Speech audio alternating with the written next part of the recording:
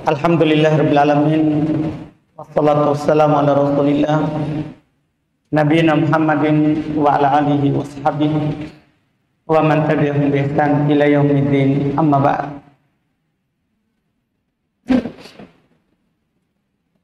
Ikhwan rahimani wa rahimakumullah. Alhamdulillah, pada malam hari ini kita kembali melanjutkan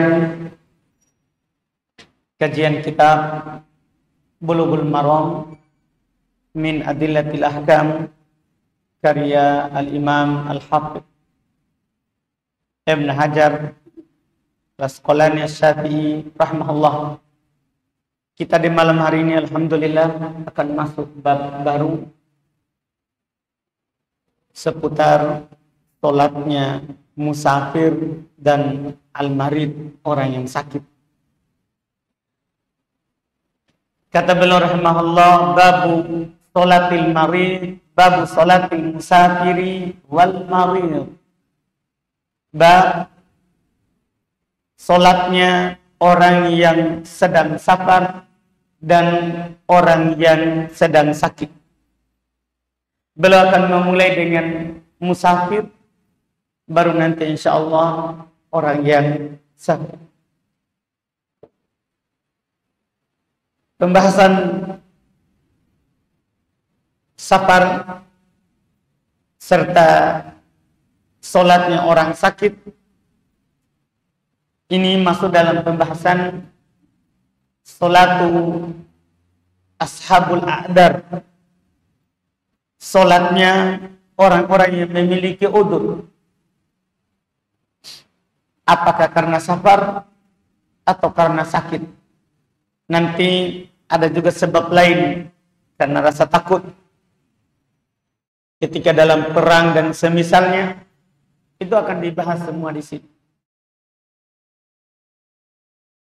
Dan ini pembahasan sangat penting karena tentunya bisa dikatakan tidak ada di antara kita mungkin yang tidak safar. Iya.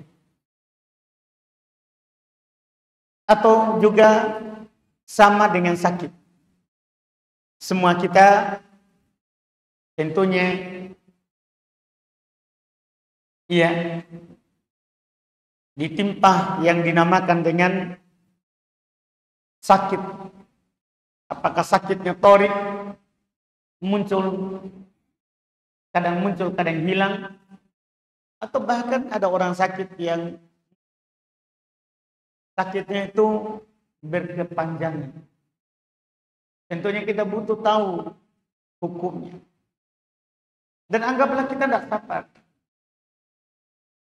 kita juga tidak sakit misalnya, tetap kita penting mempelajarinya karena ini adalah ilmu syar'i. Dengan mendengarkannya kita dapat pahala, dengan mempelajarinya kita dapat pahala. Terkait dengan safar ini, Al-Hafidz Ibn Hajar belum bawakan banyak hadis. Kita akan ambil insyaallah di setiap pertemuan yang dimudahkan untuk kita sesuai dengan kelapangan waktu yang kita miliki. Kata beliau rahimahullah di hadits nomor 414, an Aisyah radhiyallahu ta'ala anha qalat, awwalu ma furidatis shalah rak'atain fa ukirat sholatus safar wa utimmat sholatul hadar, muttafaqun. Ini hadis pertama yang beliau sebutkan. Kata beliau dari Aisyah radhiyallahu ta'ala anha, beliau berkata, awal sholat yang diwajibkan itu 2 rakaat. Jadi awal sholat turun itu yang Nabi terima di Isra Mi'raj Itu 5 kali sholat sehari semalam, tapi 2 rakaat, 2 rakaat. Subuh 2 rakaat, zuhur 2 rakaat, asar 2 rakaat, maghrib 2 rakaat, isya 2 rakaat. Jadi semua serba 2 rakaat. Itu awal. Fa'ukirrat sholatus safar. Kemudian itu tetap di safar.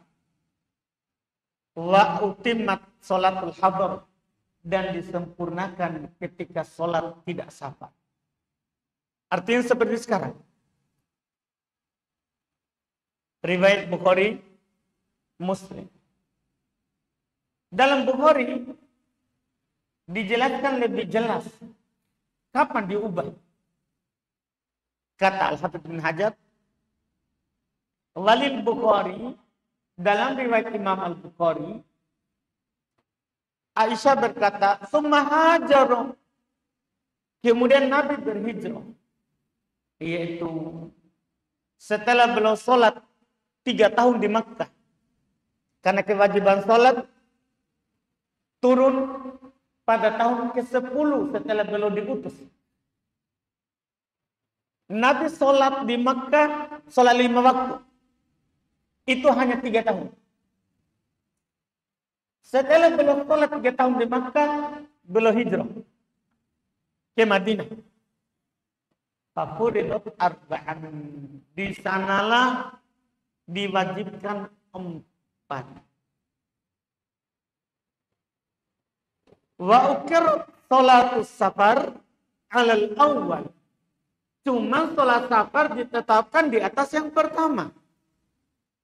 Tidak bertambah menjadi 4. Zada Ahmad, kemudian ditambah dalam riwayat Imam Ahmad, ilal maghribah, kecuali sholat maghrib, fa innaha witrun nahar. Sesungguhnya sholat maghrib itu witir di ujung siang. Kan ada witir malam. Witir malam sebelum subuh. Witirnya siang, maghrib. Ini ilmu. Iya, witirnya siang, itulah maghrib. 3 rakaat. Witirnya malam, itu sholat witir sebelum subuh.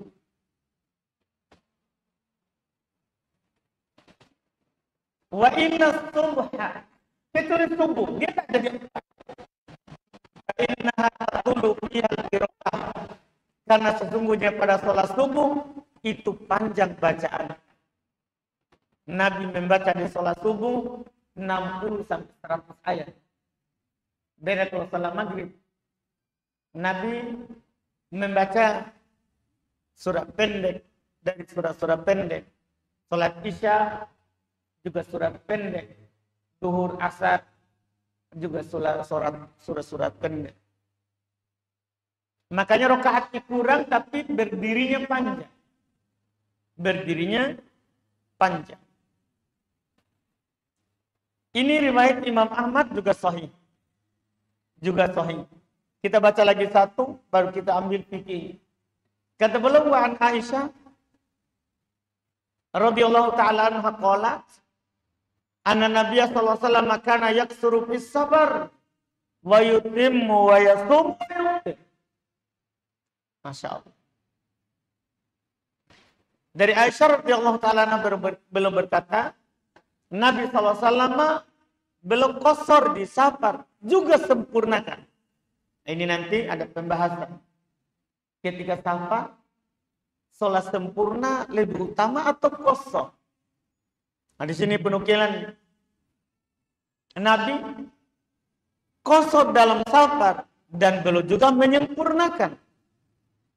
Beliau berpuasa, juga kadang beliau berbuka. Tidak berbuka. Rawahu Daruqutni wa ruwatuhu thiqat. Riwayat Imam Ad-Daruqutni, rawi-rawinya kuat. Illa annahu ma'lun, hanya saja dia cacat. Ya. Kenapa dikatakan cacat? Kan dalam sanadnya ada rawi yang dikritik. Dia bernama Sa'id Ibn Muhammad Ibnu Sawab dia dikritik. Ada juga ulama mengatakan hadisnya mustaqim. Hadisnya lumayan lurus. Seperti Al-Imam Ibn Hibban rahimahullahu ta'ala. Wal mahfud an Aisyah min fi'liha. Tapi yang benarnya ini bukan dari Nabi. Yang benarnya ini dari perbuatan Aisyah. Aisyah kalau safar, dia kadang sempurna, kadang kosong. Kadang berpuasa, kadang berbuka. Itu yang sahihnya. Bukan dari Nabi sallallahu alaihi wasallam.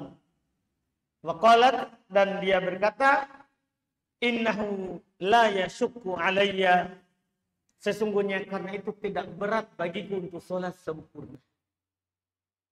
Akhrajahul Baihaqi, diriwayatkan oleh Al-Imam Al-Baihaqi, dan ini lebih sahih. Yang benarnya yang ini, bahwa ini bagian terakhir ini bukan dari Nabi SAW, tapi dari ucapan dan perbuatan Aisyah radhiyallahu ta'ala anha. Dua hadis ini dengan riwayat yang kita dengar itu bercerita tentang hukum qasar salat pada safar. Kita baca lagi riwayat yang ketiga supaya sempurna. Dan kita akan berbicara langsung satu kali untuk tiga riwayat. Kata beliau an Ibnu Umar radhiyallahu ta'ala anhu qala Rasulullah sallallahu alaihi wasallam, innallaha ta'ala yuhibbu an tu'ta rukhasuhu kama yakrahu an tu'ta ma'siyatuhu. Masyaallah. Dari Ibnu Umar radhiyallahu ta'ala anhu beliau berkata, Rasulullah SAW bersabda, sesungguhnya Allah itu senang untuk diambil keringanannya, sebagaimana Allah benci untuk dilakukan maksiat kepadanya. Kata beliau rawahu Ahmad, riwayat Imam Ahmad. Wasahahu Ibnu Khuzaimah, disahihkan oleh Ibnu Khuzaimah, wa Ibnu Hibban, serta Ibnu Hibban. Wa fi riwayatin, dan dalam sebuah riwayat dikatakan kama yuhibbu an tu'ta azaimuhu, sebagaimana Allah cinta untuk dilakukan azaimuhu, hal-hal yang diwajibkan oleh. Hadis ini tiga riwayat sekali lagi menjelaskan hukum safar. Pertama, hukum qasar salat saat safar, yaitu mengqasar duhur 4 jadi 2, asar 4 jadi 2, isya 4 jadi 2. Para ulama rahimahumullah, mereka bersepakat ketika seorang itu safar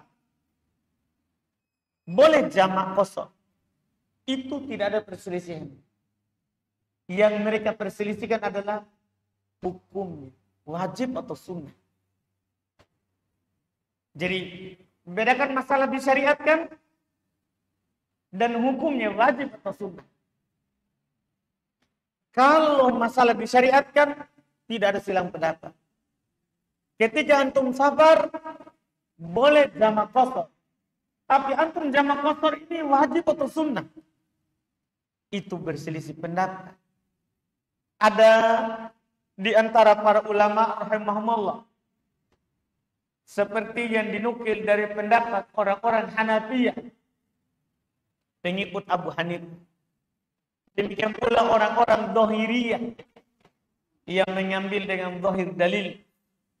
Mereka berpendapat jamak qasar itu wajib. Artinya gini, Kalau antum ambil pendapat ini nanti, pendapat Dhahiriyah, kalau antum tidak jamak qasar, dosa. Ini pendapat ini. Kalau antum safar, tidak jamak qasar, maka antum berdosa. Mereka dalam hal ini berdalil dengan hadis yang ada di buku.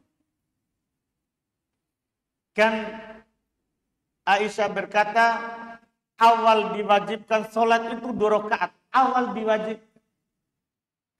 Kemudian itu tetap wajib di safar. Kan begitu pemahamannya. Dan di mukim ditambah. Zuhur jadi 4. Asar jadi 4. Isya jadi 4. Ini kan takbirnya difardukan. Itu pendalilan mereka. Sementara ulama lain, dan ini mayoritas, kebanyakan ulama madhab dari kalangan Syafi'iyah dan yang lainnya, jamak qasar ketika safar tidak wajib. Apa dalilnya? Kalau pendapat pertama, hadis yang ada di buku yang kita pegang, yang kita baca. Sementara mayoritas mereka berdalil dengan Quran. Ada ayat di surah An-Nisa, kita bisa baca 101. Allah berfirman, wa idza darabtum fil ardi falaysa 'alaikum junahun an taqsuru minas sholati. Jika kalian safar, maka tidak ada dosa bagi kalian untuk qasar. Dibilang tidak ada dosa. Kata mereka, kalau dibilang tidak ada dosa berarti itu anjuran, bukan kewajiban. Karena kalau itu adalah kewajiban, pasti dibilang apa? Dosa pun tidak diapakan. Ini Allah cuma katakan, tidak ada dosa bagi kalian untuk qasar. Berarti anjuran. Bahkan kata para ulama, ini menunjukkan atas mubahnya. Bolehnya orang jamak qasar ketika safar. Dua pendapat ini dalam madhab saling bantah-membantah. Cuman mana yang kuat? Satu berdalil dengan hadis Aisyah riwayat Bukhari Muslim, awal kewajiban. Satu berdalil dengan ayat Al-Quran. Maka sudah ada wasiat dari Allah kalau kita berselisih pendapat. Kata Allah, fa in tanaza'tum fi syai' farudduhu ila Allah wa Rasul. Kalau kalian berselisih dalam sebuah pendapat, dalam sebuah perkara, kembalikan kepada Allah dan Rasul. Sekarang sebenarnya ini kan sama-sama awal yang diwajibkan, kemudian tidak ada dosa. Kita cari mana sebenarnya yang lebih kuat. Maka kita bisa ambil hadis Ibnu Umar. Yang terakhir, 116. Ibnu Umar kan belum bawakan hadis. Rasulullah SAW bersabda, Inna Allah yuhibbu an tuqtaru qasr. Allah itu cinta, senang untuk kita lakukan keringanan. Dibilang ini kan jamak qasar itu bukan kewajiban, tapi keringanan. Jika dia keringanan, berarti bukan hal yang wajib. Ini pendukung yang pertama. Pendukung yang kedua, perbuatannya Aisyah. Nomor 415. Aisyah, kalau dia safar, kadang dia jamak, qasar, kadang dia sempurna. Dan dia berkata, Tidak berat bagi saya untuk sempurna. Ini menunjukkan itu tidak wajib. Karena kalau wajib, pasti Aisyah akan jamak qasar. Dan pendapat ini, yaitu pendapat mayoritas, ini yang benarnya insyaallah ta'ala, bahwa orang yang sedang safar itu sunnah melakukan jamak qasar. Tidak wajib. Kalau dia sholat sempurna, tidak berdosa. Dan ini Masya Allah yang didukung oleh hadits lain. Ada di sana hadits dari Ya'la ibn Umayyah. Dia bertanya kepada Umar ibn Khattab tentang ayat tadi. Ayat tadi yang kita baca. An-Nisa 101. Dia berkata, kaifa wa qad aminan nas.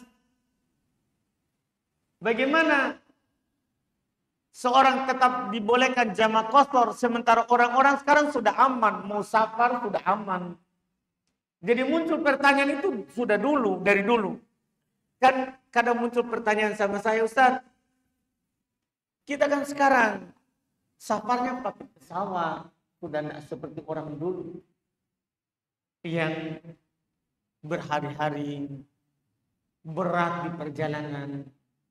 Sekarang ini kita ke daerah berpindah itu cepat dan nyaman.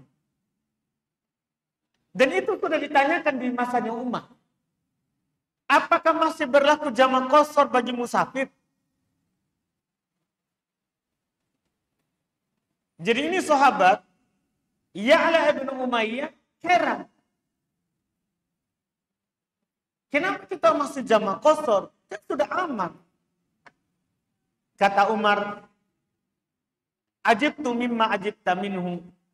Saya juga sebenarnya heran seperti yang kamu heran dari. Saya juga merasa begitu. Ini kan kita sudah aman. Tidak ada lagi yang mengganggu. Sekali lagi, apalagi sekarang misalnya kita. Safar nyaman kita. Saya juga merasa seperti itu, kata Umar. Fasa'altu Rasulullah an dzalik. Maka saya pun bertanya kepada Rasulullah tentang hal itu. Tentang jamak qasar dalam sholat ketika safar. Kita sudah aman, kita sudah nyaman safar. Apa kata Nabi? Sadaqatun tasaddaqallahu biha alaikum. Taqbalu sadaqatah. Ini Masya Allah. Jawaban Nabi kepada Umar dan jawaban Umar kepada Ya'la ibn Umayyah itu adalah sedekah yang Allah sedekahkan kepada kalian. Terimalah sedekah itu. Walaupun kalian safarnya nyaman, safarnya tidak ada lagi keletihan, kecapean, tapi itu kan sedekah dari Allah. Terimalah katanya. Walaupun sudah tidak capek, terimalah itu sedekah. Dari hadis inilah muncul pendapat dari para ulama rahimahumullah bahwa ketika kita safar, jamak qasar itu lebih utama daripada sempurna. Jamak qasar itu lebih utama daripada kita sempurna. Apalagi ada nanti hadis insyaallah akan datang bersama kita. Penukilan bahwa Nabi keluar dari Madinah ke Mekah belum pernah sholat sempurna sampai kembali lagi ke Madinah. Bayangkan itu sholat di masjid Makkah keutamaannya jauh. Iya, perbedaan daripada sholat di masjid lain. Tapi bersamaan dengan itu, Nabi kalau ke Mekah, waktu ke Mekah, belum pernah sholat sempurna sampai kembali. Nanti kita akan baca insya Allah. Maka ini isyarat dari Nabi SAW Bahwa kalau kita sabar, itu kita mengambil keringanan itu. Walaupun kita bilang begini, anak saya di Ustaz dekat di masjid. Apalagi saya juga kegiatannya bisa sebentar ke masjid. Betul. Tapi ini sedekah. Yang Allah sedekahkan kepada kalian, ambillah sedekahnya Allah. Ambillah sedekahnya Allah. Ditambah lagi ada hadis di sana riwayat Imam Abu Daud, An-Nasa'i, juga Imam Ahmad dari Anas bin Malik Al-Ka'bi radhiyallahu taala anhu, beliau berkata, Rasulullah sallallahu alaihi wasallam bersabda, "Innallaha wada'a syatrus shalah 'anil musafir." Adalah Allah Subhanahu wa taala menggugurkan setengah salat dari musafir. Makanya kata Abdullah bin Umar, saya safar bersama Rasulullah, bersama Abu Bakar, bersama Umar, bersama Utsman, mereka tidak pernah Jumat. Tidak pernah Jumatan. Ini bagus ini antum tahu. Karena gini, selalu ada orang bertanya, Ustaz, apa hukumnya orang sholat jamak qashar asar ke Jumat? Kenapa ini pertanyaan muncul? Kan dia musafir pergi Jumat. Rasulullah tidak pernah Jumat kalau musafir. Kalau kita lakukan sebenarnya sesuai dengan yang Nabi lakukan, tidak muncul ini pertanyaan. Tidak muncul ini pertanyaan. Nabi tidak pernah Jumat. Dan nanti akan datang penukilan, Nabi tidak pernah sholat sempurna. Kalau sama. Selalu jamak kosong. Iya, karena Nabi sendiri yang bilang, Allah itu senang kalau diambil keringanan. Itu adalah sedekah yang Allah sedekahkan kepada kalian. Dan Nabi juga bilang, Allah telah menggugurkan setengah sholat untuk kita kalau sabar. Kalau sabar. Maka kita ambil semua hadis itu, ya, kita sholat jamak qashar saat kita musafir, itu lebih utama daripada kita sholat sempurna. Tapi bukan berarti tidak sah kalau kita sholat sempurna. Sah. Iya. Sah. Cuman kita tidak mengambil keringanan. Kita tidak mengambil keringanan dari Rabbul Alamin. Iya. Karena Allah berfirman, "Falaita 'alaikum junah." Tidak ada dosa bagi kalian untuk qashar. Tidak ada dosa. Artinya, kalau kalian sempurna juga, tidak ada masalah. Tidak ada masalah. Kemudian berikutnya,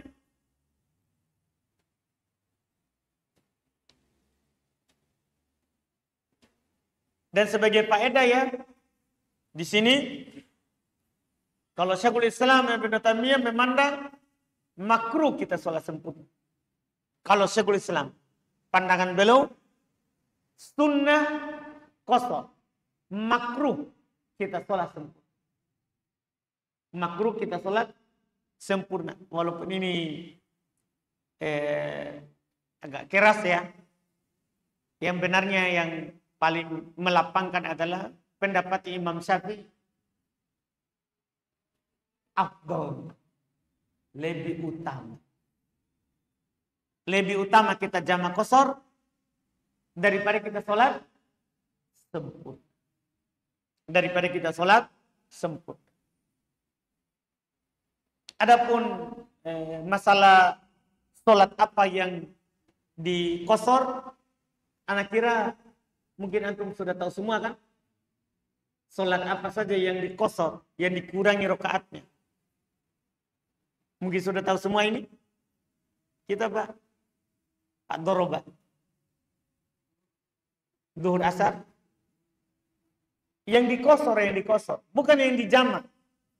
Bedakan di jama. Kalau jama itu yang digabung. Duhur, asar, maghrib, isya. Pertanyaan saya adalah yang dikosor, yang dikurangi rakaat. Duhur, asar, isya. 3 ini. Jangan sampai nanti kita pergi kosor maghrib atau kita kosor subuh tinggal 1. Enggak. Dan itu disepakati. Apa yang disebutkan tadi itu disepakati. Iya. Dinukil oleh Al-Imam Ibnu Mundhir, demikian pula Al-Imam Ibnu Qudamah. Mereka berkata ajma'a. Ini sebenarnya penukilan dari Ibnu Qudamah. Dia nukil dari Ibnul Mundhir. Ini kalau ulama dulu. Kalau orang sekarang kadang aneh-aneh pemikirannya. Katanya kalau bahas Syafi'iyah jangan nukil orang lain. Itu kan aneh. Ini Ibnu Qudamah, pentolannya Hanabilah. Tapi dia nukil pendapatnya Syafi'iyah. Ibnu Mundhir Syafi'iyah. Iya, kalau orang sekarang nggak tahu kenapa begitu modelnya. Iya. Kalau Syafi'iyah katanya nggak boleh dicampur-campur pembahasan. Maksudnya nggak tahu. Mereka ambilnya juga dari mana. Iya. Ini Ibnu Qudamah menukil di Al-Mughni jilid 2 halaman 121. Beliau berkata qala Ibnu Mundhir, berkata Imam Ibnu Mundhir, ajma' ahlul ilmi ala annahu la yuqassar fi salatil maghrib was subh wa anna al-qasra innama huwa fir rubaiyah. Sepakat ahlul ilmi bahwasanya tidak ada qasar dalam salat maghrib dan subuh. Qasar itu terjadi pada salat yang 4 rakaat, yaitu duhur, asar, dan isya. Ini ilmu. Iya. Ini yang di qasar. Penukilannya tidak ada perselisihan dalam masalah ini. Kemudian kapan baru kita boleh qasar dalam safar? Kita baca hadis 417 untuk menjawab pertanyaan itu. Kata beliau rahimahullah, wa an Anas radhiyallahu ta'ala anhu qala kana Rasulullah sallallahu alaihi wasallam idza kharaja masirata 3 amyal aw farasikh shalla rak'atain, rawahu Muslim. Masya Allah. Kata beliau dari Anas radhiyallahu ta'ala anhu, beliau berkata, adalah Rasulullah SAW apabila sudah berjalan sejauh 3 mil atau 3 farsakh, ya, maka beliau akan sholat 2 rakaat. Ini penukilannya. 3 mil itu 1 mil sekitar 1 kilo, 6, yaitu 1.600 sekian meter. Iya 1 kilo lebih, setengah lebih. Itu 1 mil. Berarti 3 mil berapa kilo? 2 mil kan 3 kilo lebih. Kalau 3 mil sekitar 4 kilo lebih. Jadi Nabi kalau sudah 4 kilo lebih atau 5 kilo, belum mulai di situ sholat 2 rakaat. Iya, mulai di situ sholat 2 rakaat. Ini penukilan hadis ini riwayat Imam Muslim. Artinya terdapat gambaran di sini, kalau kita masih di tempat, kita mau safar, kita adzan duhur, kita safarnya setelah duhur, maka di sini kita masih sholat subuh. Boleh kita jamaah asar ke duhur sebelum berangkat, cuman 4, tetap 4 duhur, 4 asar, boleh. Adapun kita safarnya sebelum duhur, sebelum adzan, kita jalan, Kapan melewati 3 mil, sudah boleh kita jamak qasar. Sudah boleh. Mungkin dipahami ini. Ada bahasa juga yang paling bagus dari para ulama kita dalam masalah ini. Seperti yang dinukil oleh Al-Hafidh Ibn Hajar. Demikian pula Ibnu Munzir dan selainnya. Kalau kita melewati rumah kampung kita, sudah boleh jamak qasar. Maksudnya kita misalnya dari Makassar, sudah perbatasan Goa, sudah boleh itu jamak qasar. Kita kalau dari Makassar, sudah masuk Maros, sudah boleh jamak qasar. Kalau sudah masuk Maros. Iya, misalnya dari Makassar, di mana masuk Maros? Tol ya? Bandara. Jadi mulai bandara itu baru masuk. Sudah, itu sudah bisa masuk. Jadi kapan kampung kita sudah lewat, maka sudah boleh jamak qasar. Itu dinukil oleh Ibnu Munzir, Al-Hafidz Ibnu Hajar, kesepakatan. Apakah dia 3 mil atau sebelum 3 mil? Yang penting melewati rumah kampung, halaman kita. Itu sudah boleh jamak qasar. Iya. Bukan jarak tempuhnya ya, yang maksudnya kapan kita dikatakan safar. Itu nanti itu insya Allah. Iya, karena nanti ada hadisnya. Berapa jarak baru dikatakan safar? Nanti itu insya Allah. Sekarang ini kita baru bahas hukum safar dan kapan baru boleh jamak qasar. Apa saja sholat yang diqasar. Itu sekarang ini. Alhamdulillah. Setelah itu kita masuk di hadis berikutnya lagi insya Allah. Kalau ini karena ada 4 hadis menceritakan berapa lama jamak qasar itu dilakukan selama safar. Ini nanti kita satukan di pertemuan akan datang supaya lebih bagus pengelompokannya. Wallahu alam. Kita cukupkan dulu. Kalau ada pertanyaan, tafadhalu.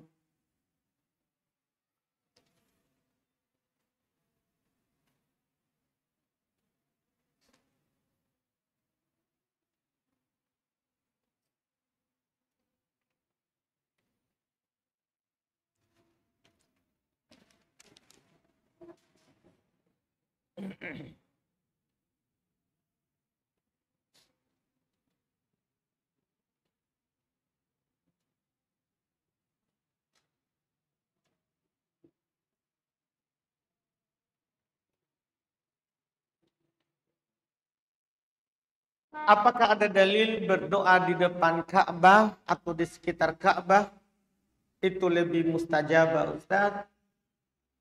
Iya, ya itu tempat mulia, tempat utama, Baitullah. Kalau kita berdoa di sekitar itu, insya Allah mustajab. Apalagi saat kita safar,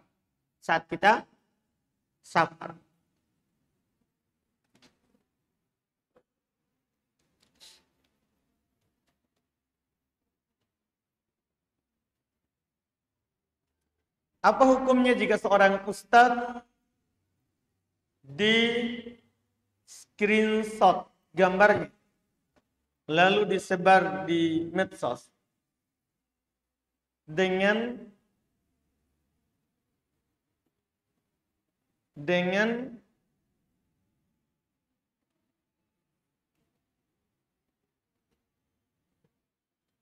apa ini Pak Poida, apa ini yang dikemukakan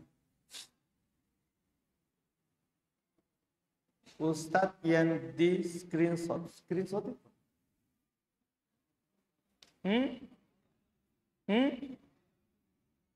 diambil gambarnya terus diapain dengan padaida, apa ini yang dikemukakan, apa itu Pak Ida mungkin ya.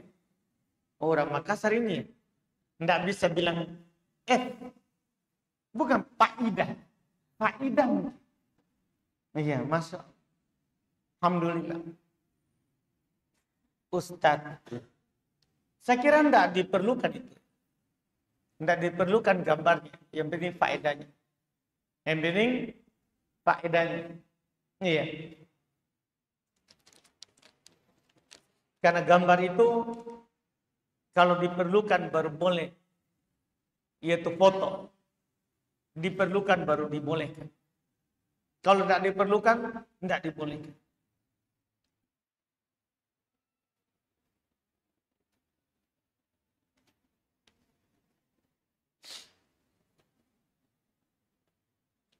Katanya di tempat saya bekerja tidak terdaftar di Depnaker atau tidak resmi atau perusahaan ilegal.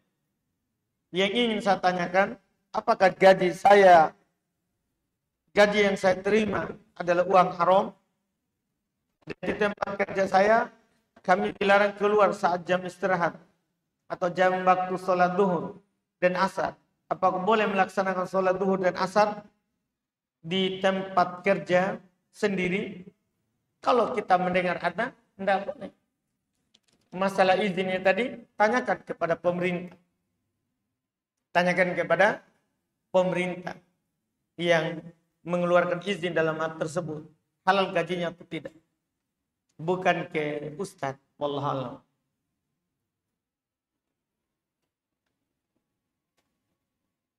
Masya Allah. Orang tua ini kita suruh-suruh. Masih kuat lutut.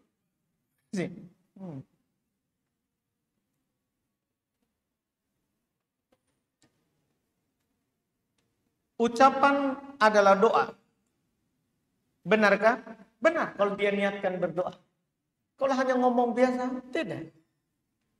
Kalau hanya ucapkan biasa, tidak. Wallahualam. Apa benar ada syariat meruqyah rumah? Tidak tahu. Karena tidak ada penukilan dari Nabi meruqyah rumah. Tidak ada penukilan dari Nabi meruqyah rumah. Tidak ada juga dari sahabat meruqyah rumah. Apa keutamaan membaca surah Al-Mulk di setiap malam sebelum tidur? Dilindungi dari siksa kubur. Itu yang disebutkan.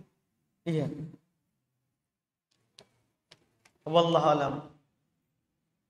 Ketika kita safar dan menjama sholat maghrib dan isya, pertanyaan saya, ketika kita mengqashar sholat isya, setelah membaca surah Al-Fatihah, apa kita membaca surat setelahnya, atau cuma Al-Fatihah saja yang kita baca dan duduknya iftirash atau tawarruk? Baik, 2 rakaat pertama dalam sholat, semua sholat, sunnah ataupun wajib, sunnah membaca surat setelah Al-Fatihah. 2 rakaat pertama. Semua sholat, wajib atau sunnah. Sunnah hukumnya membaca surat setelah Al-Fatihah. Sunnah. Iya. Kemudian duduknya iftirash atau tawarruk. Iftirash. Semua sholat yang 2 rakaat duduknya iftirash. Bukan tawarruk.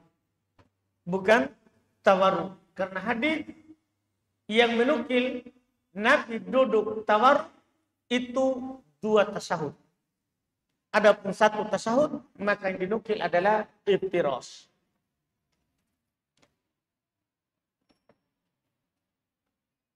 Tapi Ustaz mau tanya tentang hadis ini. Barang siapa menempuh sebuah jalan menuntut ilmu, maka Allah akan memudahkan jalannya masuk surga. Apakah yang dimaksud dalam hadis ini hanya ilmu agama atau masuk juga ilmu dunia? Misalkan ilmu kedokteran dan lain-lain.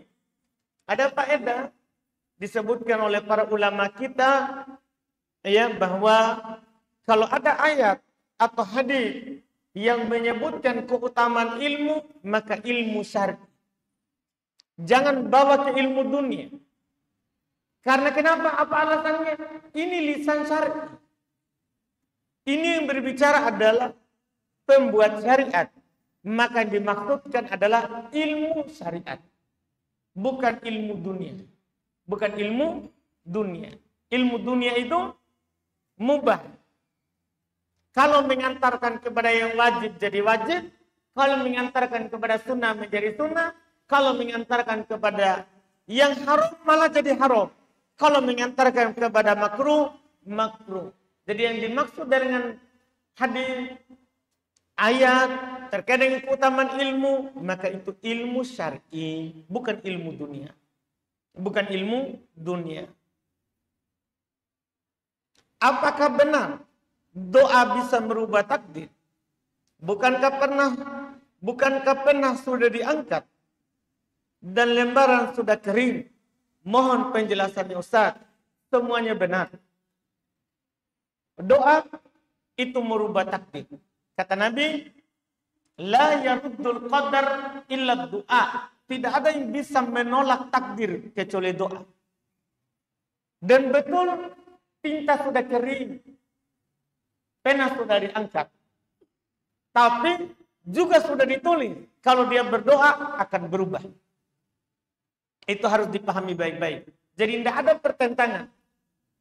Semua sudah ditulis, termasuk dia akan berdoa dan akan merubah takdir. Itu juga sudah ditulis. Mungkin bisa dipahami itu? Jadi tidak ada pertentangan. Semuanya adalah seperti yang dikabarkan. Tinggal kita bagaimana memahami.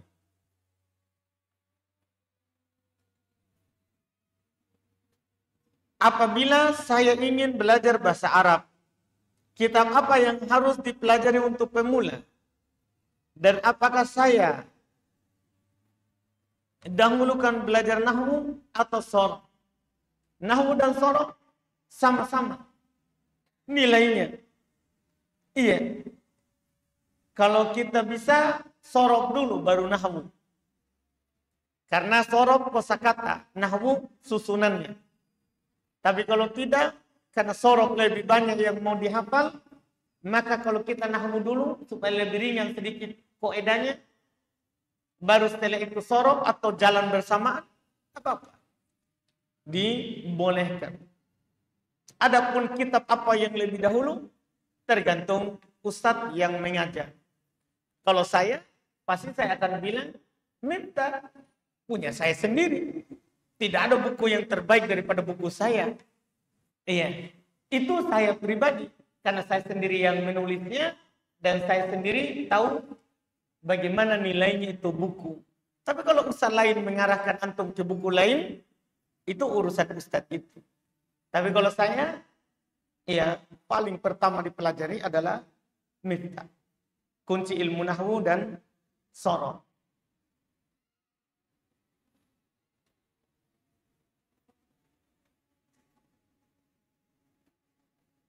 Bolehkah mencicil fidyah yang 30 hari menjadi 15 hari? Maksudnya jadi kita potong 15 hari?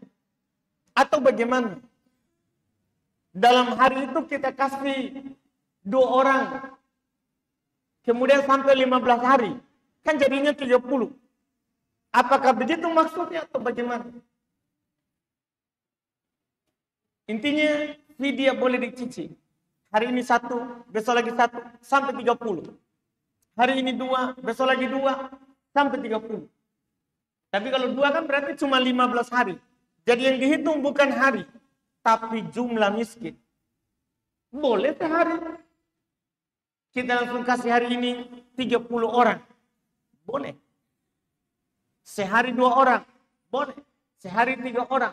Boleh. Sehari 5 orang. Boleh. Yang jelas 30 miskin. 30 miskin. Wallahu a'lam. Saya mempunyai hutang puasa